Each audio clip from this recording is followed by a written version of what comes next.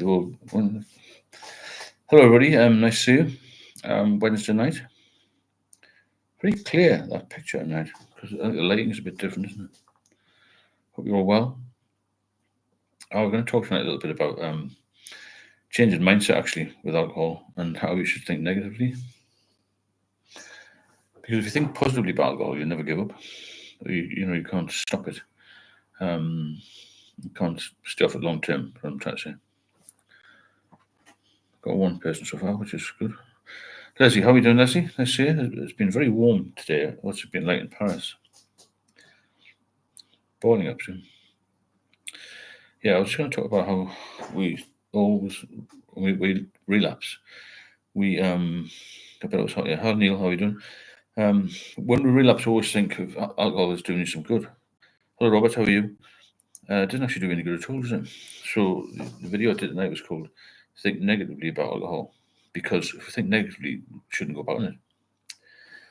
Good. Bob, how are you doing? Hello, Sub, Marina. How's shipmates and sea dogs? Yeah, that's good. I like that. How's the water been? It's been warm down there. And even for the northeast, it was hot today. About 30 degrees, which is very unusual. Richard Bruce, hiya. Neil, I got a message from Bar. Got a message from Massage from Bar. Whatever that is.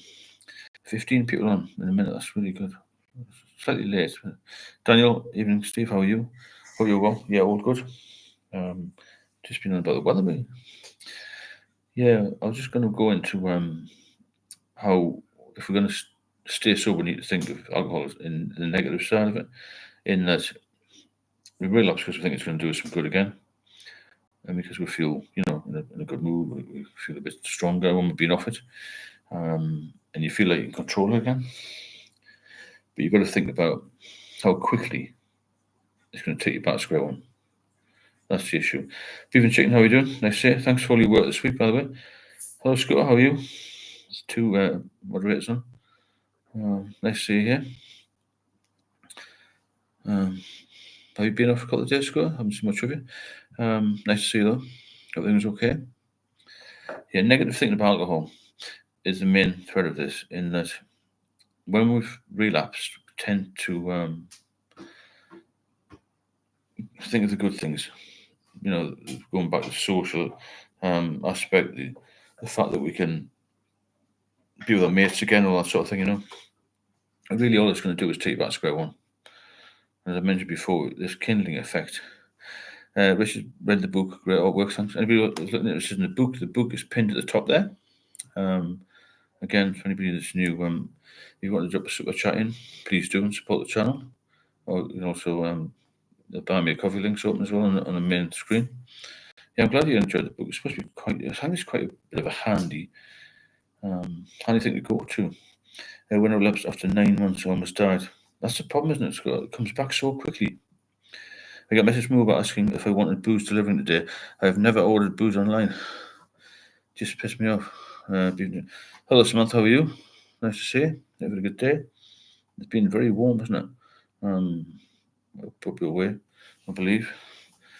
I've got quite a few people on already. Yeah, the reason we'll have to think about it in a negative sense is that if we think the alcohol is going to do us some good, we'll tend to relapse. And that's a really, really bad sign when you're feeling it's going to do some good, because you relapse, and like Scott said there, 9 months later you could be back to square one. Even after 8 years, I was back to square one, beyond back, and I was drinking from 8 a.m. in the morning again. That's obviously no good, is it? So anybody got any major sort of issues with relapse or had relapse in the past? Technology isn't helping, as it's about the Uber, because the relapse for me, when I started again, it was very instant. I didn't even enjoy the drink, and then the enjoyment was very, very, very small time, really. And then it goes from wanting a drink to needing a drink very quickly, and that's the turning point for me when alcoholism starts. Hello, Catherine. How are you? Nice to see you all on here. And the negative aspect has got to be uppermost in your mind to stop you from relapsing, really, Because if you think of it in a negative, you're not going to drink, because it's so easy to pick up the first drink. It's immediate, isn't it? John Atkinson, can urination pains be a sign of drinking too much? I'm not quite sure on that one. I was in such a state, I didn't know it was coming and going, really. I didn't urinate much. I had these constant sweats and withdrawal and, just general illness, really, to be honest. Daniel, I bought the book last night and managed to read through it. It's well worth a read for anyone who hasn't got it. That's great, thanks. The book link's at the top there if anyone wants to have a look at the book. And if you want to drop a super chat in, please do, and support the channel. It helps to keep moving along and helps me create these for you every night. And I hope it's working for you. Thanks to everybody for being here. B.U.B. alcohol gets a grip so fast it's scary, and I've been battling heroin and alcohol addiction my whole life. I pick an opioid withdrawal over an alcohol. There you go, so really bad, isn't it? The DTs are next level horrifying. I bet they are. God, mate, it's really bad. DTs. I've never had them, but I've had a terrible withdrawal. So I used to have these dreams, when I was really ill. Actually, so coming off the booze, where I could go back in last night's dream. I don't know what that's all about. I used to dream that I'd been transported on a motor yacht and I'd been put in someone else's body. Bizarre, isn't it? It's got about good professional for detox. Mr. Bruce, I used to link drinking a beer with the paper, right? It's all very odd, isn't it? So you've got to think about when you pick up the first drink, where's it going to take you? It's not going to take you back to when you were 21 and you had a great time. It's going to take you back to the hospital, or going to take you 6 foot under. And that's what happens with relapse, because relapse for me, that's the main killer, especially my experience of it. And also the anxiety's there as well, isn't it? The newspaper's a trigger. That's the bad news, maybe. Mr. Bird's drunken bakers. Oh, that was in Viz, wasn't it? Viz comic. Yeah, I remember that. My mother used to buy the annual of that, Viz every year. And I used to take it to London to show lads in the Met. I was screaming with laughter. There's some horrendous characters in there, weren't there? Again, anxiety, that's another thing which leads you back into relapse. So if when you've been off for a while as well, my anxiety used to subside when I was sober. And as soon as I took another drink again, anxiety would just lift massively, go from 0 to 100 within a few days. And triggers become weaker as we grow. Must be.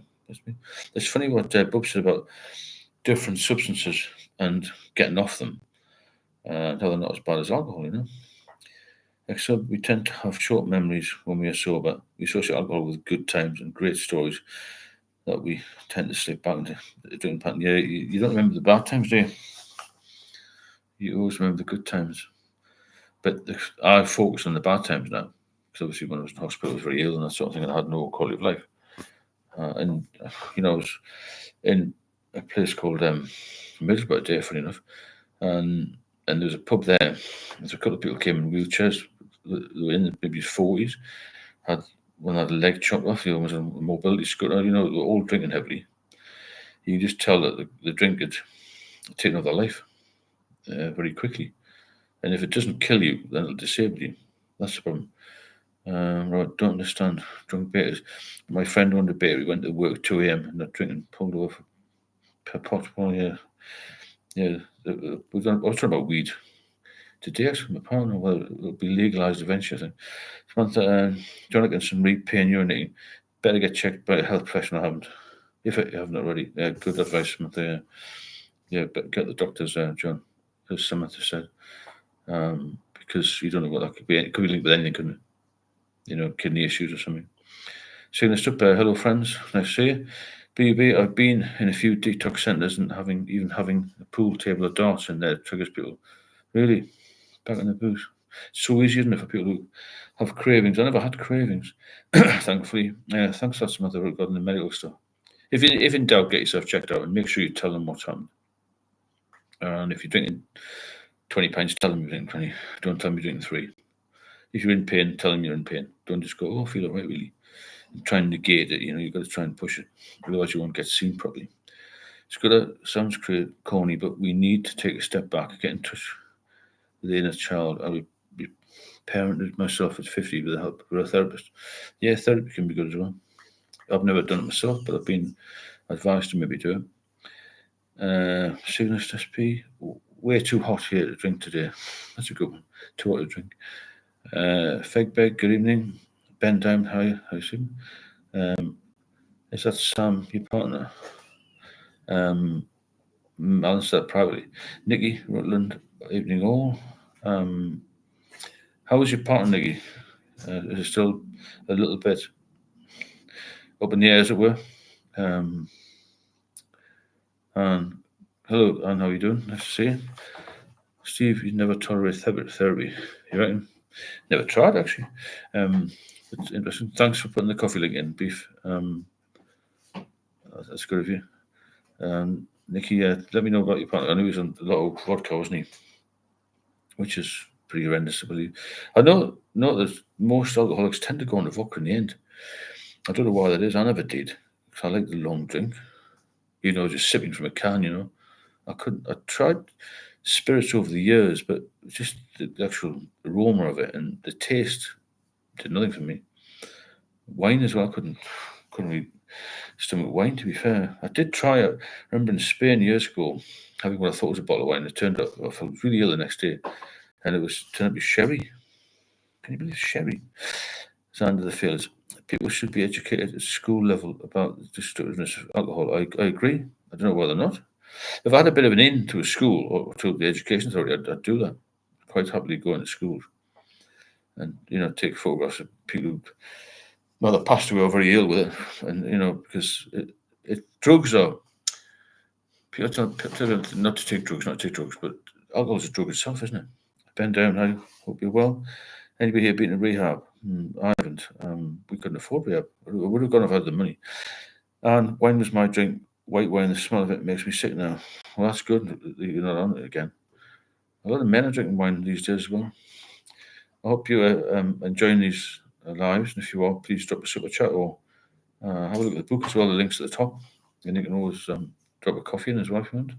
White wine, yeah, I couldn't drink that. I did try and make some when I was about 18. Couldn't drink it. It was giving me terrible headaches. My dad made home brewed beer. That's what got me started. Very strong lager. He used to have, it was in these great big bottles, glass bottles in those days, not plastic. And you had sediment at the bottom. You'd pour it out and decant it in a big jug. It was nice, but it was very strong. That's how I got a huge tolerance to it, I think.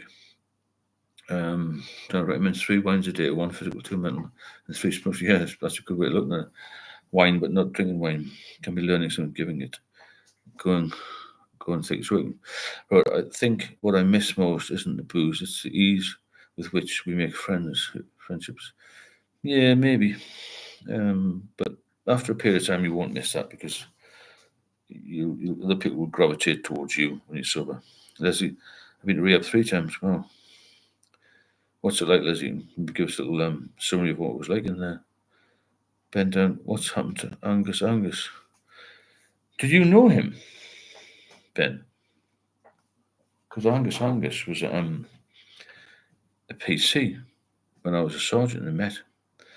And when I met him, because you introduced to your PCs, I said, everyone wants your name, John Smith, Mike Smith, Robert Jones. I said, what's your name? He said, Angus. I said, what's your name? Angus. He kept saying Angus. Well, what's your second name? And he said,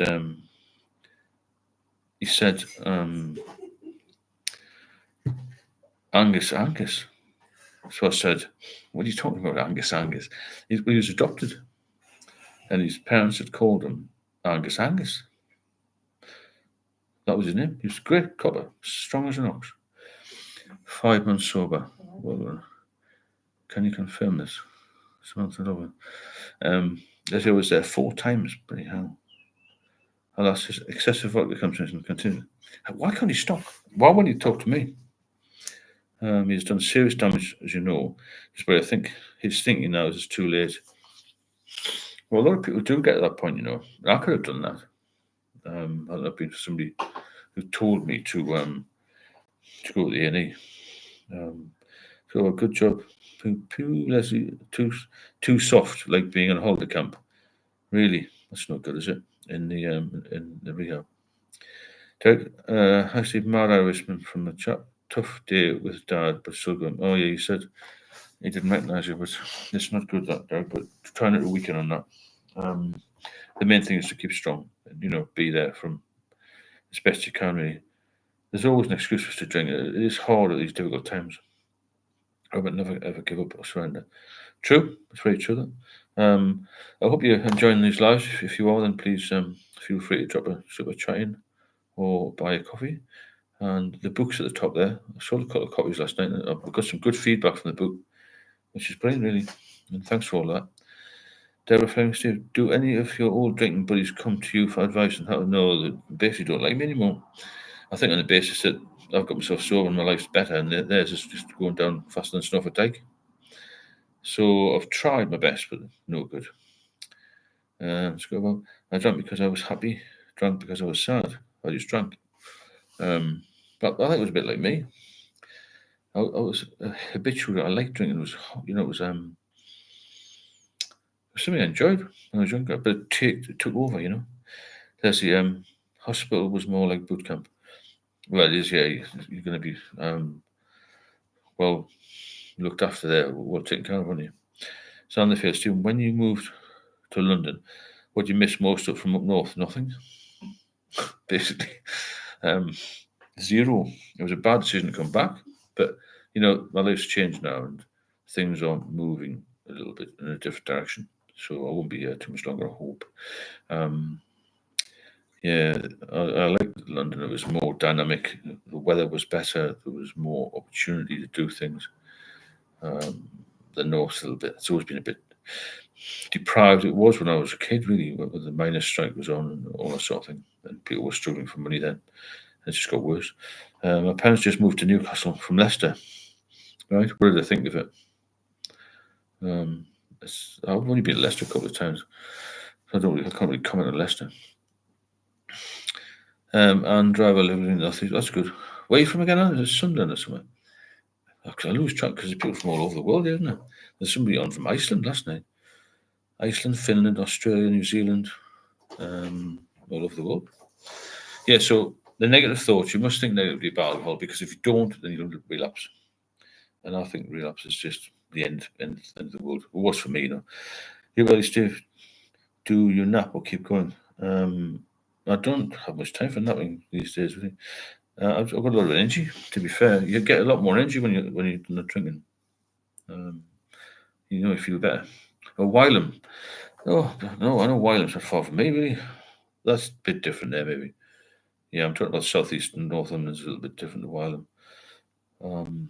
I just found it different to London. It was always my ambition to be in the south, But that's when my drinking started in the south, because the drinking culture was more, it's heavier drinking down there, for a start. But people think it's heavier up the north. It's not. There's more alcohol consumed per head in the south than in the north, but the death rate's higher in the north because of other factors, the diet and obesity and that sort of thing. According to the doctors, anyway. Daniel, Bob, 100% you find a reason to celebrate, find a reason to commiserate. Any reason will be there. It's true. There's always a reason to drink. They call the negative thoughts the horrors. Well, yeah, that's a good way of looking at it. The horrors of drinking, because you're going to go straight back there, aren't you? To having too much booze and feeling terrible again, which is not what you want. You need to focus on things. So another thing somebody mentioned the other day, what about, would it make any difference if there's any warning signs on the drinks? I don't think it would, personally. I think you've got to be, just if people get drink, they're not going to take any notice of warning signs. Same with cigarettes. Less people smoke than they used to, man. I think that's because of more medical issues than anything else. They've come to light, And smoking is not particularly social, but whereas drinking is, isn't it? There are no benefits from alcohol. Well said, Leslie. Alan Caldrick, well done, Steve. Enjoy your. Everyone, hope you're all well. Thanks, Paul. Nice to see you on here. Another moderator. Angus, Xander the Fearless. Of all the demons that plague a soul, alcohol addiction is up there with the absolute very worst. 100%, yeah. It's not good. It's the worst thing that I've experienced. Particularly when I was off for 8 years, got myself fit again. And a lot of people do that, They think, well, I'm really okay. Urban Angel, just popping in for a few minutes. Yeah, I'll not be too long here myself. A very busy day. So think about the negative aspects. It's not going to do you any good. Relapse will take you right back to the start again. You get nothing from it apart from, well, as you get older, medical issues. But anxiety was my main problem. I think back, years ago. My last days have been drunk, as it were, in a flat with rats, and not being able to move until I had a drink and lying in bed and sweating. And I hadn't changed the bed sheets for weeks and not had a proper shower, Samantha said, yes, I can confirm. That's interesting. Nice to see you, Samantha, joining again. So basically, what will happen if you relapse is your life will go back to where it was, and it'll be even worse. Nice to see you, Samantha, on here. Everybody knows now, doesn't it? Alan McGoldrick, your alcohol recovery is amazing. Took me 20 years in and out to finally throw the towel in. Yeah, I only threw the towel in when I was told to by a doctor. Who's head of acute medicine, and he basically, a book called Christian Dipper, he basically said, if you drink again, you'll be dead in 6 months. And I believed him. And that's why I'm still here 6 years later, Alan, your alcohol recovery is amazing. 20 years. It took 20 years, yeah, it took me 40. Richard Blood, anxiety has a positive aspect. It means you're thinking about it. Yes, that's true, I suppose. I found it a little crazy, but you end recovery at the worst point in your life, shattered relationships, scared, withdrawing from booze, and then you reassemble. Anxiety is closely linked to sugar insulin fluctuations. Paul Goddard, that's fantastic. Thanks, Paul, for dropping that super chat in. Really appreciate that. It helps us, it supports the channel, and it's really good news. Thank you. I'll just put, I don't know how to do emojis on here, but I'll put a little thanks in there. Cheers, Paul. If anybody else wants to drop a super chat in, please do. And if you haven't read the book yet, then the link's at the top. It's a good read, apparently. It was put together by my two favourite women, my partner and my daughter. And because I can talk, I can't really write. I can write, but not well. I just found out about the comma and the space actually recently. However, that's moving on, isn't it? Leslie, although I was not stupid in school and got a university degree, so it took me 3 stints in rehab and liver transplant. Jesus. Yeah, you must, if you're willing to do that, tell us a bit more about this transplant, because I know you spoke to me privately about it. Because Leslie was in the same hospital that Princess Diana was taken to. I can't remember what year that was, 1999 or so, wasn't it? 98, 97, I can't remember. 17-hour operation. And it's not guaranteed, a liver transplant. Thanks again, Paul, for that. That's really appreciated. Anybody else wants to drop a super chat in, please do. And give us some support if you can. It's good, Bob. You're lucky to have received a liver. My friend wasn't given the chance. Yeah, the thing is, there's always a waiting list, isn't there? Because, new livers aren't available. Just like go and buy a new liver. It has to be one that's comparable. When I was in hospital, there was a young lad, a youngish lad, came in. He was he'd been a chef on a motor yacht, and he'd had a liver transplant. It was nothing to do with alcohol, so he said, but his didn't take properly. He died soon after. He came back in the hospital. He walked in the hospital. He looked all right, but they found this scar on his liver, on his new liver, and that was it, horrendous. Nothing worse than being in a liver ward if you're a drinker. You're lucky to have received Urban Angst, sorry. And booze is packed with sugar. Excess energy, the body has a tough time dealing with it, resulting in wild fluctuations. Paul, you're welcome, my friends. Keep the good work. Thanks, Paul. Derek, my brother needs a liver transplant. He's somewhere in Wales. Obviously, on a waiting list, yeah. It's horrendous when you think of it. You've got to die to give you a liver, but that's the cycle of life, isn't it? Let's go about alcohol is poison. I'll give you a variety of illnesses. It gives you all sorts. Causes cancers, heart disease, brain tumors, just everything. It even affects your lungs. I didn't realize that until recently. Obviously, your bone density as well, Jason, going to steal with alcohol. I think people drink more because of YouTube, etc. Because you can lock yourself away. Could be, yeah. There's more home entertainment, isn't there? Could be a big factor. I think COVID made a big difference as well. Although I didn't see that side of it because I was ill in hospital with it. I don't think it had helped much. So a walk away, a walk always does me good. Any exercise will do you good. Good food, good nutrition, good sleep. Leslie, a great score. Plus, you have to go through a whole battery of physical tests and interviews with doctors before they decide. Oh, yeah, it's not easy to get a liver transplant. You've got to go through all sorts of things. You have to walk a certain lengths, a certain time. You have to feel reasonably strong as well. Right? Test your strength, everything. Your blood's a whole lot. I feel like I won the lottery. Well, yeah, if you've got a new liver, wow, that's amazing. Daniel, so what age do you think we stop being a functional alcoholic? It seems amazing how many people can somehow make their work and get away with it. I don't think there's anything such as a functional alcoholic. I think you just give up in the end, and you can't stand the anxiety and the pressure. It's hard to mask it all the time. Right, the Mamas and the Papas lead singer got a liver transplant. He was found at a bar drinking 6 months 6 months after transplant. That's not good. Well, you think you've got a new liver. You think everything's going to work. Right, I left Ireland doing door work here in Limerick for a crowd. Well, wouldn't mention. James, I agree with Jason. It's easier to get drunk alone in front of a computer. Of course it is. My friend was 40. His brother was 70. That's the problem. They said no liver. Right.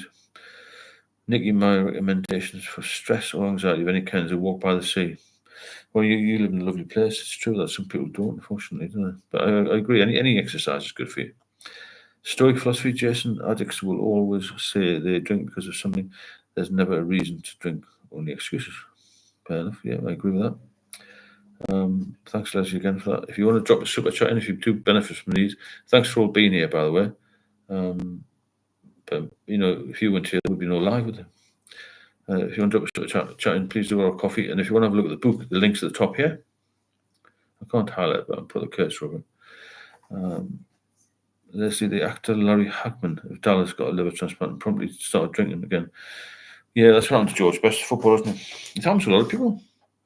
I saw a bloke called Quentin Anstey, he's a top liver surgeon in the north, and he was saying it's the power of addiction just takes people straight back. It's horrendous, isn't it? It's a horrendous illness, and it's horrendous to be caught up with it, and it's horrendous how it controls you. And it doesn't get any easier, unfortunately. With time, becomes maybe a bit more wisdom, but it's always there. I think for some people, it isn't for me now. My life, I was too many people that let down. I could never drink again. And when the doctors told me, I was, that was it. Even in 2014, when I drank again, I didn't want to drink. I felt under pressure. I didn't enjoy it, and I felt frightened. And I never, after 2006, I never enjoyed a drink. So that's nearly 20 years, isn't it? 19 years, isn't it? Nicola and Catherine, I'm fortunate to live 5-minute walk from the sea. That's good then. If I do it, so can you. 9 years and counting. Life is beautiful. It's a beautiful thing. If you just surrender, it'll make your problem. Very true. Yeah. It's amazing. After 2 years in that hospital, and when I managed to get down to a riverbank and I saw this heron land, I'll never forget heron land on a branch in the water. And I thought, God almighty, I felt good. For years, I'd had stimulation, as in worked in central London, had a reasonable social life and all this sort of thing, good job, and that all just was nothing compared to being ill. Because when you're ill, then you cannot do anything, and just being able to go for a walk. I actually leaned against a tree. I was so weak. And watch heron land on the branch in the water. I was like, wow, incredible, just to do that, I think it's an awful waste, but some people just can't stop. No, it's a problem. It's the addiction, isn't it? It takes you straight back. Samantha, so at what point did you start noticing that you were dependent on alcohol? Thanks, Samantha. I would say probably late 20s, early 30s when I went to the doctor to try and stop. I got a question on you. When was I dependent? Anybody else wants to join in this? The question there, Samantha mentioned. What point did you start noticing you're dependent? I got to take. I went to the doctor about 30, and the doctor said, you need to stop, cut down. I didn't want to stop, cut down. And then I tried to a little bit, and I thought, I can't really do this. I wasn't feeling too well, so I thought I'd drink a bit more, my days off, and that's all. I sort of knew then, really, that I needed it, not so much for my physical beside me, but mental really for the social life and stuff like that. And then as time went on, I felt rough, it was really bad with hangovers. I think I was slipping into withdrawals then. So I would have a hair of the dog on my days off. Then I started to take a bit extra annual leave. I didn't fancy going back to work. Took a few sick leaves as time went on. And then when I was retired, then I was just doing it all the time. So yeah, probably late 20s, early 30s. Probably to answer that question. Everything's got to go. No problem. I'll speak to you soon. I could go back to work. Let's do. All of you struggling, please ask for help. Thanks, Square. Daniel, nothing of it. I realised after about 18 months, I drank every day. And after work, not even heavily, but hadn't been sober, night's sleep. In a year and a half. Yeah, so Daniel's saying that realised after about 18 months, I drank every day. And then you realise you're dependent if you need it every day. That's a good answer. Thanks, Daniel. I don't know if you managed to sort out cars last night. I'm going now, Steve. Lucky to be sober after my dad's Alzheimer's. I'm going to go to sleep. Right, good night. And we'll speak in the chat, yeah? If anybody wants to join the WhatsApp group, if you text me on this number, I'll send you the link. Because it's getting quite busy on there now. And it'll be a godsend in the winter, this WhatsApp group. Because there'll always be somebody there to answer your questions. Okay. I'm going to do a few more minutes. I've got a little thing to do tonight. So, any other questions? I'm going to basically try and push this negative about alcohol, which is going to hopefully stop people from relapsing. Yeah. Stoic philosophy. I remember going to a counsellor after attempting suicide and saying, I don't want to stop drinking. I just want to be able to control my drinking. That's the problem. Zero awareness. So one of the guys I mentor, he was saying he wants to be a social drinker. I said, you can't be. It's impossible.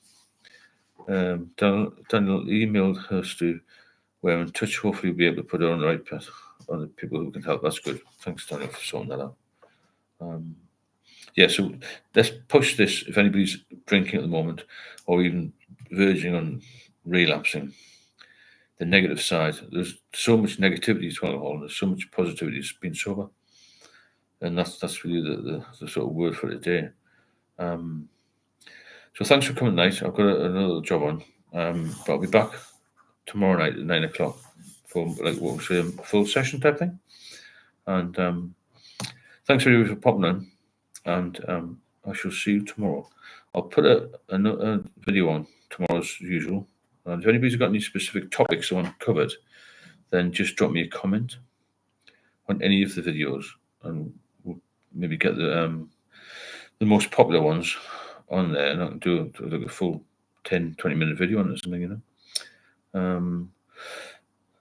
Paul, good night, Samantha. Good night, Samantha. I see you. Good night, everyone. So it's been short, but there's I've got a couple of other things to do. I'll make it predominantly wing all weekend, folks. See you Sunday, Monday. Okay, Dan. Cheers, on. Thanks for the donations and the coffee and stuff. If you want to buy the book, all the links are on there. If you want one-to-one mentoring, all the links are on the description. Cheers, sub. See you tomorrow. Beaven Chicken, an excellent job on Paul and Scooter, the three moderators have been superb. And we'll bid you good night and have a great Thursday. Make the most of the weather because in another 5 or 6 weeks it'll be raining. It'll be cold. Speak soon. Take care.